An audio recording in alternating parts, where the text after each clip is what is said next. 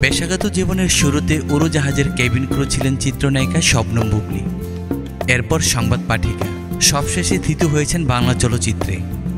বসগিরি দিয়ে চলচ্চিত্রের শুরু, এরই মধ্যে পার করেছেন ৮ বছর। এই সময়ে ২ ডজনের মতো চলচ্চিত্রে অভিনয় করেছেন তিনি।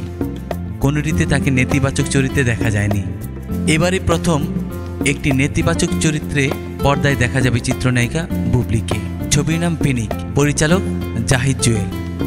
১৫ ডিসেম্বর রোববার ছবিটির মারপিটের দৃশ্যের শুটিং চলছে। ঢাকার পাশে আজ দিনব্যাপী শুটিংয়ে অংশ নেবেন বুবলী। ছবির অন্যতম প্রযোজক শিমুল খান জানান, এমন বুবলীকে এর আগে কেউ দেখেনি, একেবারে নতুন, অন্যরকম একজন।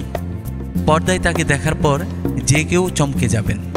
এমনিতে আমাদের এই ছবির একটি চরিত্র ছাড়া সবকটি নেগেটিভ, প্রতিশোধ ও পাল্টা প্রতিশোধের গল্প। কক্সবাজার ও রামুতে নভেম্বরে পিনিক ছবির শুটিং শুরু হয়। জাহিদ জুয়েল পরিচালিত এই ছবিতে বুবলীর সহশিল্পী আদর আজাদ। এর আগে তারা দুজন তালাশ ও লোকাল নামে ২টি ছবির শুটিং করেছেন।